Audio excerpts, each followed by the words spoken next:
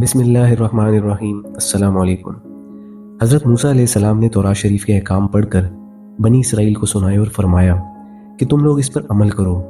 जब बनी इसराइल ने तौरात शरीफ के अहकाम को सुना तो एकदम इन्होंने इन अहकाम को कबूल करने से इनकार कर दिया। इस सरकशी पर अल्लाह ताला का ये गज़ब नाजिल हुआ कि नागहां कोहे तूर जड़ से उखड़कर हवा में उड़ता हुआ बनी इसराइल के सरों के ऊपर हवा में मुअल्लक हो गया, जो 3 मील लंबी और 3 मील चौड़ी ज़मीन में डेरे डाले हुए मुकीम थे।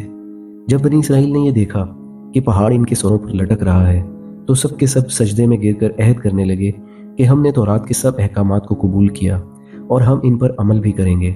मगर इन लोगों ने सजदे में अपने रुखसार और बाएं भवों को ज़मीन पर रखा और दाहिनी आंख से पहाड़ को देखते रहे कि कहीं हमारे ऊपर गिर तो नहीं रहा है। यही वजह है कि अब भी यहूदी इसी तरह सजदा करते हैं कि बायां रुखसार और बायां भवों ज़मीन पर रखते हैं। बहरहाल बनी इसराइल ने जब ये तौबा कबूल कर ली और तौरात के अहकाम पर अमल करने का अहद कर लिया तो फिर ये पहाड़ उड़कर अपनी जगह पर चला गया। कुरान मजीद ने इस वाक़े को चंद जगहों पर बयान फरमाया है। मसलन सूरह अराफ में है कि तर्जुमा, और जब हमने पहाड़ इन पर उठाया गोया वो साइबान है और समझे कि वो इन पर गिर पड़ेगा।